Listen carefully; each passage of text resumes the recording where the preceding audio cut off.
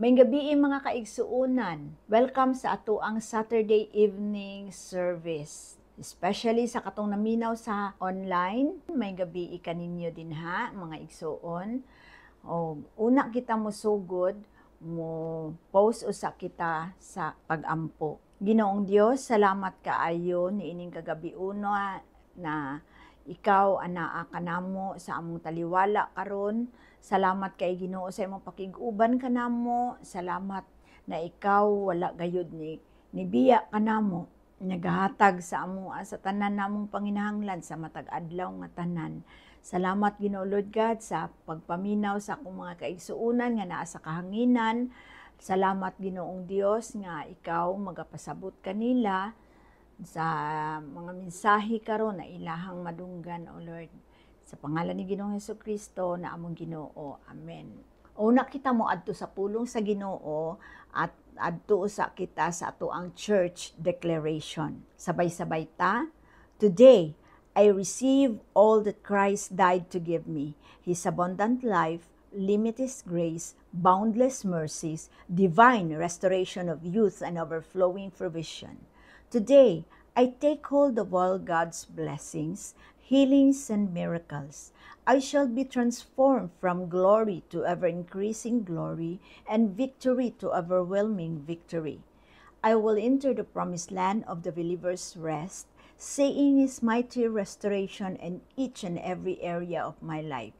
I proclaim that I am God's beloved, His highly favored child, His powerful servant, and His overcoming champion. And because I am blessed to overflowing, I will be a blessing to all. In Jesus' name, Amen and Amen. Ang ato ang main text karon makita din ha sa Joel chapter 2 verse 32 nga nagaingon, and it shall come to pass that whoever calls on the name of the Lord shall be saved.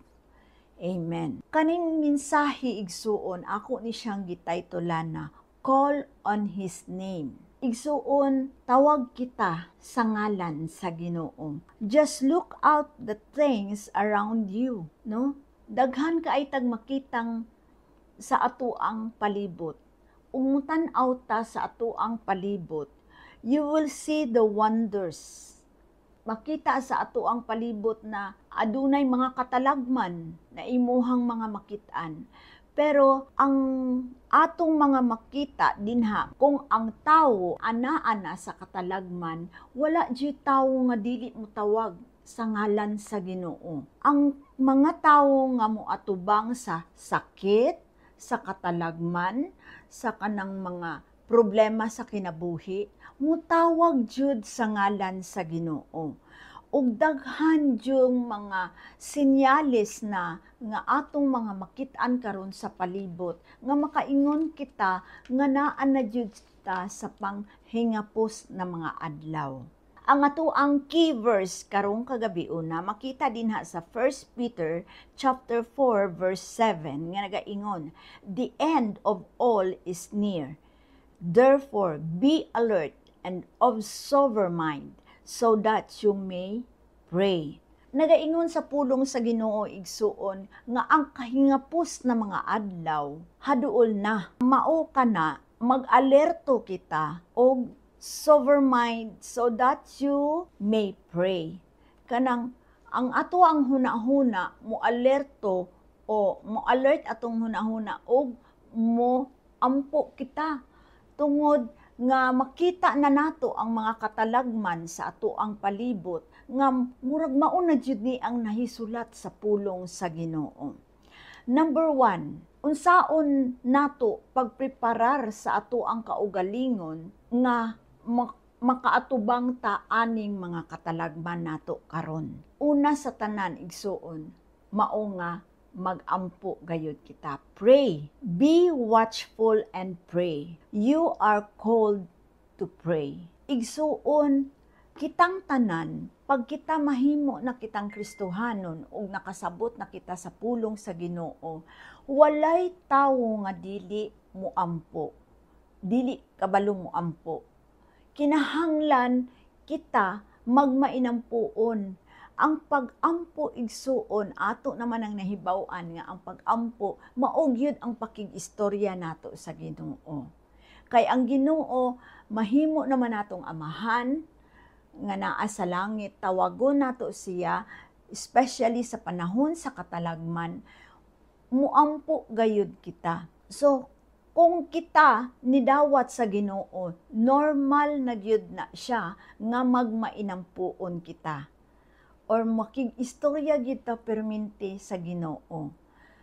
Ang ato ang kasing-kasing ug ang atong hunahuna mahisentro nganha sa pulong sa Ginoo. So wala tay lain nga istoryahon especially sa atong mga pag-ampo kung dili ang Ginoo. No? Adunay mga tawo nga gikuyawan sa mga palibot nga nagakahitabo sa ato ang palibot karon. So, muampo gid ta, Ginoo tabangi ko, Ginoo lig-una ko, Ginoo ikaw gid ang akong dalangpanan sa tanan. So, natural nga mutawag ta nganha sa Ginoo. Mao gani nga ang ato ang tema karong kagabiuna, call on His name. Wala tay laing tawgon igsuon kung dili ang ngalan lang gyud sa Ginoo. Ug walay lain nga ngalan nga makalig-on sa atoa ug makatubag sa atoa ug makasalbar sa atoa kung dili ang pangalan sa ato ang Ginoong Hesukristo. Number 2 is hearing. Hearing paminaw. Gibutang pa dinha sa Romans chapter 10 verse 17. Faith comes by hearing and hearing the word of God. Ang atong pagtuo moabot sa dihang kita makadungog ug sa atong pagdungog nganha sa pulong sa Ginoo. Igsuon ug maminaw lang ka ang kaning hearing gani daghan kani atong dunggan, daghan yun ni siya madunggan. Makadungog kitag mga katalagman nga nagkahitabo karon, makadungog kitag mga malipayon, no, na naabay na kay atuan ng mga birthday, malipay ka, makadungog usab kitag mga masubo na mga balita, no, makadungog usab sari-sari na mga balita ang atong madunggan. Pero ang pinakaimportante na gisulti dinha sa pulong sa Ginoo nga ang atong pagtuo magaabot sa dihang makadungog kita sa pulong sa Ginoo. So kung madunggan nato ang pulong sa Ginoo, dili ta madguol, dili ta muhilak, kung dili adunay pagtuo nga moabot kanato. So kinahanglan na ato pong bantayan igsuon kung unsa ang atong mga madunggan. Kay aduna kitay madunggan nga makahatag ka natong kaguol. Aduna usab kitay mga madunggan nga makahatag ka natong kalipay. Aduna usab kitay mga madunggan nga makahatag ka natong kalig-on. O aduna usab kitay madunggan nga makahatag ka natong pagtuo ug mao kini ang pulong sa Ginoo. Know the word of God, read and meditate. Kinahanglan na makahibalo kita sa pulong sa Ginoo. Pag naatay madunggan, makahibalo ta nga, kani siya pulong ni siya sa Ginoo. Paano nimo mahibal-an nga kana siya pulong sa Ginoo? Mahibaw-an nimo igsuon kung magbasa kita sa iyahang pulong. O mag-meditate usab kita ngadto sa iyahang pulong, makadawat kita og kalig-on. Number 3, be alert. Kinahanglan alerto kita sa kanunay and be vigilant. Magbinantayon kita sa kanunay, no? Gibutang pa din igsuon sa Matthew 24 verse 36. But about that day or hour, no one knows, not even the angels in heaven or the sons, but only the Father. Bisag ang atoang Ginoong Hesukristo, wala siya nasayod kung kanusa ang iyang pagbalik ngari sa kalibutan.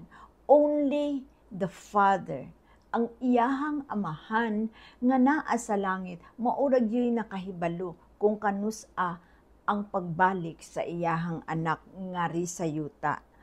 Only God the Father knows the exact time of the Son's return and the end of the ages.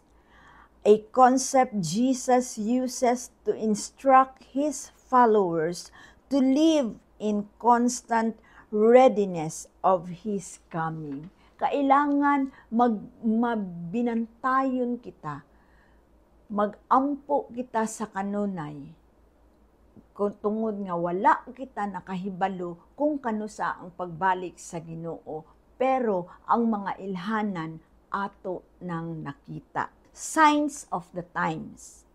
Sa Matthew 24 nahisulat, humors of wars. Dili ba igsuon adunan tay madunggan gira ditong lugara, nagira po diring lugara, mga kagubot, ana-ana, famines, kagutom, ana-anay mga kagutom sa ubang area sa nasod nato, earthquake, adunay mga linog no, na panghitabo. So, only God the Fathers know when is the coming of His Son. All we have to do is to focus on Jesus. Wala tay laing buhaton kung dili focus lang ta sa kang Jesus, no?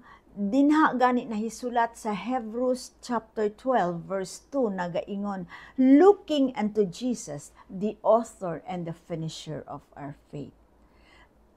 Ang atong mga mata mo focus lang yun dinha kang Jesus, ang author and the finisher of our faith. Ang sinugdanan ug ang katapusan sa ato ang pagtuo. Like Paul and Silas, ang ilahang kinabuhi ni Paul and Silas dito sa prisons. Di ba na priso man ni silang duha tungod sa ilahang pagsangyaw sa pulong sa Ginoo? Oo, ang problema naa. Makita nato ang mga problema naa. Like Paul and Silas naa, makita nila na dili baya lalim ang mapriso. Makita nila na napriso sila, so stressful kay sa ilaha.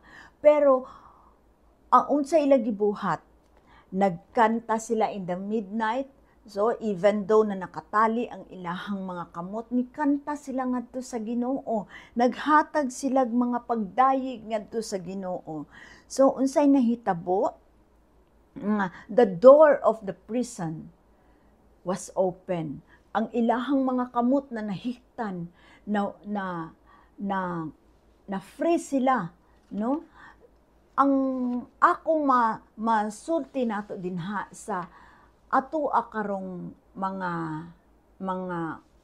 panghitabo, wala man siguro jud ka nga ingon nga na priso na literal nga na priso nga naa ka sa prisuhan, pero daghan sa ato karon nga na priso sa ato ang pagbati nga dili maayo, na priso sa atong hunahuna nga dili maayo, na priso tungod nga dili kita makadayeg sa Ginoo, dili kita makasimba sa Ginoo, na priso sa mga problema, na priso sa kapobrehon.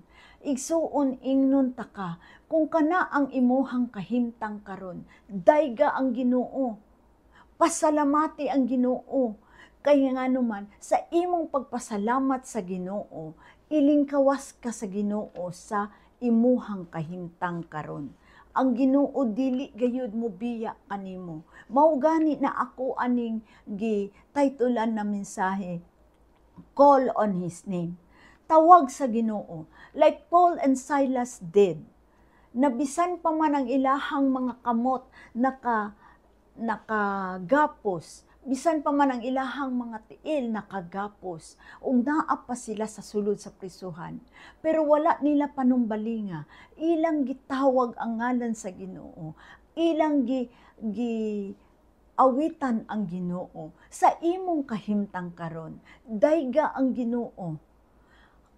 Kantahi ang Ginoo, awiti ang Ginoo sa mga kanta nga iyaha sa Ginoo. Dayga siya ampo ngadto sa Ginoo. Kay dili ba igsuon malingkawas ka sa imuhang kahimtang karon. Ang Ginoo malipay nga magtan-aw sa iyahang mga anak nga nagakalipay nganha kaniya. Tungod kay bilang anak sa Ginoo, nasayod kita nga aduna kitay paglaom nganha sa Ginoo. Igsuon gipalangga ta sa Ginoo. Iya mangganing gihatag ang iyahang bugtong nga anak. Og si Ginoong Hesukristo, iyang gihatag ang iyang kaugalingon, ngari kanato. Ang iyahang lawas, ang iyahang dugo, ngari kanato. Kay para lang yun sa atong kaluwasan. Unsa pa may dili mahatag sa Ginoo sa atoa, kung ang iyahang kaugalingon iyang gihatag para kanimo o para kanako. Ang gusto lang sa Ginoo igsuon nga mutawag ta ngadto sa iyaha. Natural nga aduna kitay mga problema sa ato ang kinabuhi. Natural nga aduna kitay mga suliran sa ato ang kinabuhi. Pero tawgon nato siya. Ang pagtawag sa Ginoo pinaagi sa atong mga pag-ampo. Ikaw igsuon, aduna ka na ba'y mga pag-ampo nga gitubag sa Ginoo? Amen. Tubagon gayud sa Ginoo ang atong mga pag-ampo. Og dili jud ta pasagdan sa Ginoo sa oras na mutawag ta sa Ginoo. Niingon ang pulong sa Ginoo, call unto me and I will answer thee. Tubagon dayon ka sa Ginoo and show you great and mighty things which you do not know not.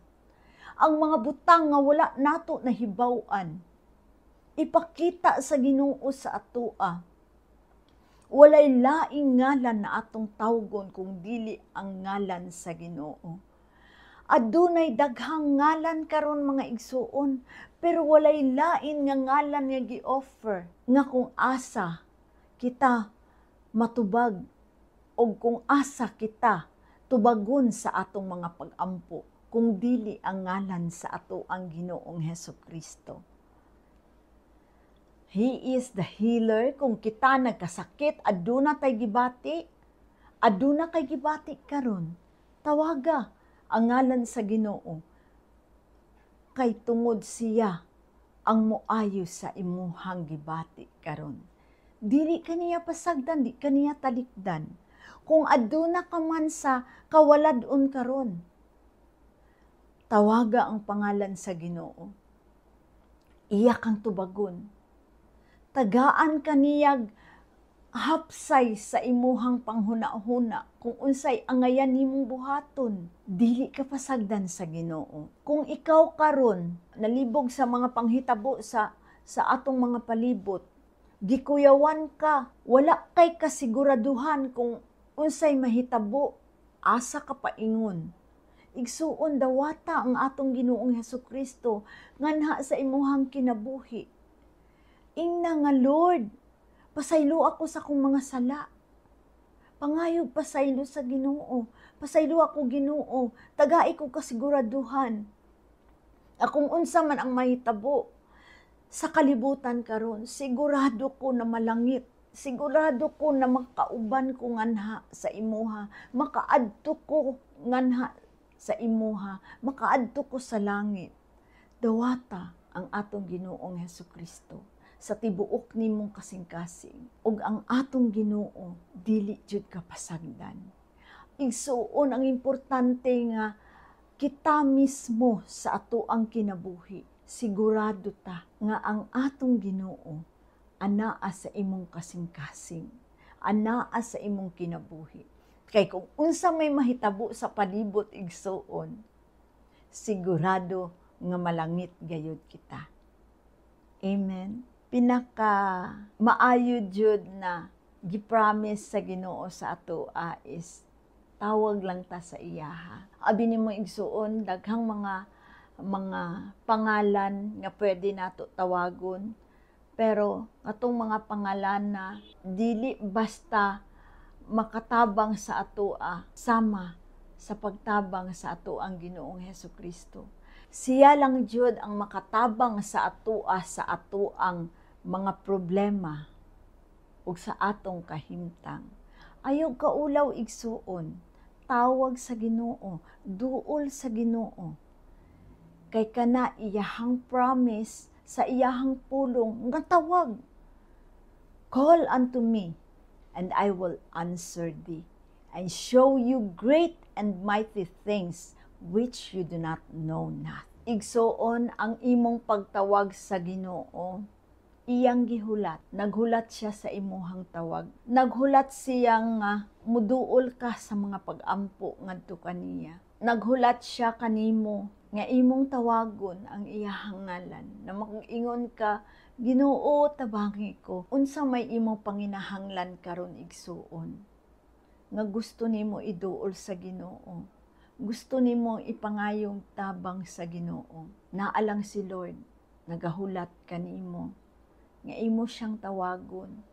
Nasayod man ang Ginoo sa imong kahimtang karon. Nasayod siya nga sa imong pag-eskwela o naglisod ba ka sa imong eskwela, sa imong pamilya, sa imong trabaho, sa imong gibati, sa imong panglawas. Walay lain ngalan na makatabang kanimo o kanako kung dili ang ngalan sa Ginoo. Hinumdumi igsuon nga sa oras mutawag ta sa Ginoo, dili gyud tatalikdan sa Ginoo. Tungod ikaw ang iyahang beloved. Ikaw ang rason kung ano siya nalansang sa cross. Tungod sa iyahang pagpangga kanimo. Sa John 3:16, For God so loved the world that He gave His only begotten Son, that whosoever believe in Him should not perish, but have everlasting life. Aduna kay kinabuhi, walay katapusan. Dawata igsuon, ang walay katapusang kinabuhi, nga ihatag sa Ginoo sa imuha. Palangga kaniya, ug kanus aman dili kaniya pasagdan. Call the name of the Lord. Call on His name, and you will be saved. There's no other name given under heaven and earth which you will be saved. Only the name of our Lord Jesus Christ. Igsuon, kung ato lang diyong tawagon ang ngalan sa Ginoo, o kung kita adunay relasyon ngadto sa Ginoo, mamaluwas kita. Makatawag lang jud ta sa Ginoo kung kita adunay relasyon ngadto sa iyaha. Maubitaw nga ang anak dili niya pwede tawagon iyahang mama ug papa kung dili niya tinuod na mama o dili niya tinuod na papa, tungod nga wala siya'y relasyon sa ubang tao. Katulang yun ang tinuod niya nga ginikanan iyang matawag. Madali-dali niya tawag. Kay nga naman, naaman siya'y relasyon. Anak man siya. Ikaw, kung imo nang gidawat si Jesus, na Ginuog manluluwas, na anak kay relasyon sa iyaha. Dili lang kay Jesus, dito pod sa Amahan nato na naa sa langit. Pwede na ta makatawag kaniya anytime you want. Unsa man ang imuhang kahimtang sa kinabuhi karon, tawaga ang ngalan sa Ginoo, and you will be saved. Unsa may imuhang problema na giatubang karon, tawaga ang ngalan sa Ginoo, you will be saved. Igsoon, palangga ka sa Ginoo. God bless you. Jesus loves you. O dili kaniya pasagdan.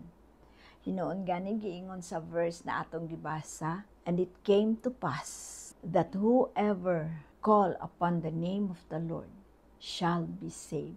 You will be saved if you will call on the name of our Lord Jesus Christ. Don't you know that God is the answer sa imuhang kahimtang karon? Ayaw kaguol igsuon, panghitabo sa ato ang palibot, kung unsay panghitabo sa ato ang palibot. Ayaw kaguol, ayaw i-focus ang imong hunahuna sa panghitabo sa gubot. Ayaw i-focus ang imong hunahuna sa mga balita sa palibot.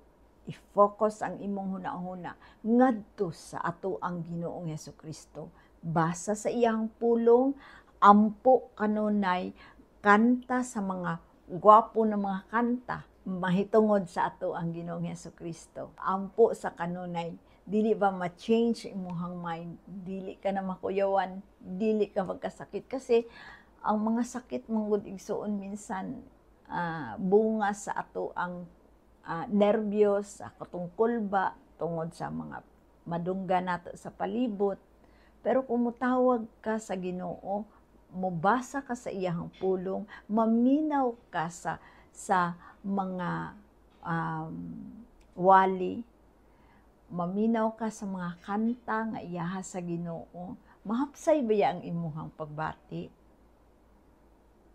Nga naman, saan ba na sa Ginoo? And you will be saved. Masave ka sa mga kulba, masave ka sa mga sakit, di pa ka manervyos, di pa ka magkasakit, masave ka. Kaya nga naman, ang Ginoo, ingon sa iyang pulong nga, for in this world, you will have tribulation. But be a good cheer, for I have overcome the world. Na-overcome naman guni sa Ginoo. All we have to do is be a good cheer. Maglipay na lang ta dinha sa Ginoo, Lord. Mao naman yun na nasulti sa imuhang pulong. Maglipay na lang ta dinha sa Ginoo. Mao naman yun na nasulti sa pulong sa Ginoo. Nahisulat naman guning tanan igsuon. Kaning mga kagubot nga nahitabo karon, nahisulat na ni sa pulong sa Ginoo. Kaning mga earthquake, kaning mga kagutom, kaning gubot, tanan na nagapanghitabo sa atong kalibutan, nahisulat na ni. Mao nga, ang importante igsuon, ikaw, unsa imuhang response sa panghitabo? Ni paduol ba ka sa Ginoo o nilayo ka sa Ginoo? Igsuon, paduol sa Ginoo. Kay dili ka pasagdan sa Ginoo. Nakita kaniya o gihigugma kaniya. Ang tanan nimong panginahanglan, iduol ngadto kaniya. Kay siya ang Dios nga mutubag kanimo, siya ang Dios nga mulig-on kanimo, bisan pa man nga gikuyawan ka sa mga panghitabo sa palibot karon.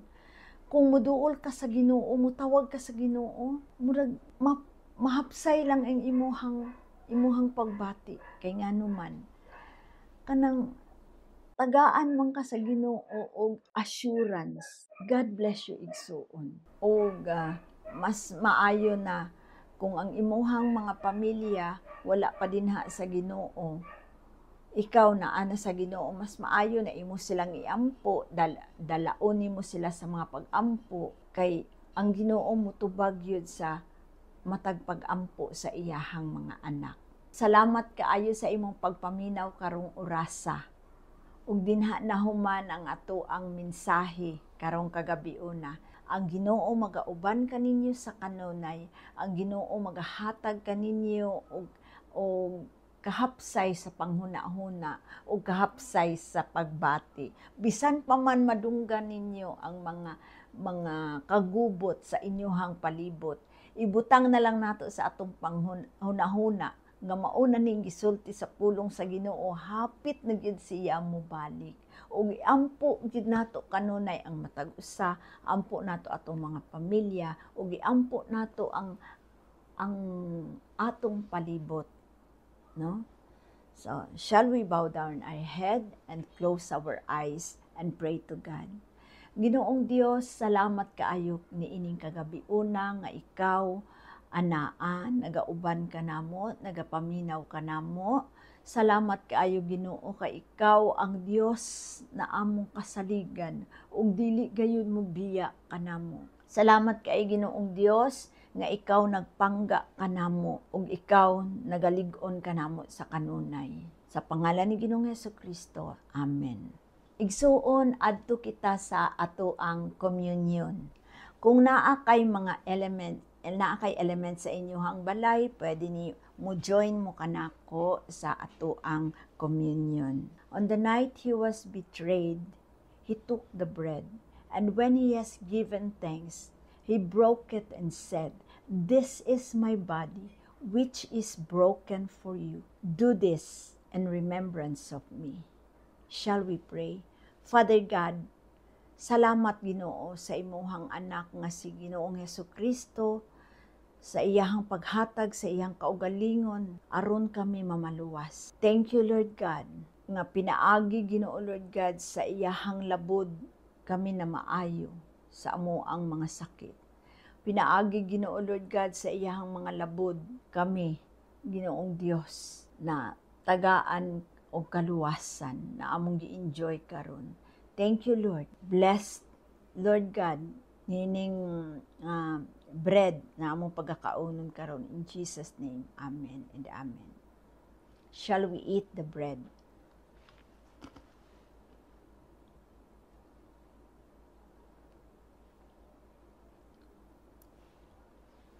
And after the same manner, he took the cup, and when he has given thanks, he said, "This is the cup of my blood. Whenever you drink it, ye do shew the Lord's death until he comes." Shall we pray? Father God, thank you, Lord God, for your blood, for without the shedding of blood, there will be no redemption of sins. Thank you, Lord, sa imong pagluwas kanamo. Thank you, Lord God, sa imong dugo, nga imong giula sa cross sa Kalbaryo, Lord God.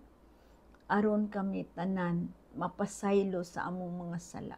Mahugasan kami, Ginoong Dios. Lord, instead na kami unta, Ginoo Lord God, ang malansang sa cross, kami unta, Ginoo Lord God, ang silutan, but you took our place. Salamat, Lord. Salamat sa kapasayloan sa among sala. In Jesus' name, amen and amen. Shall we drink the cup?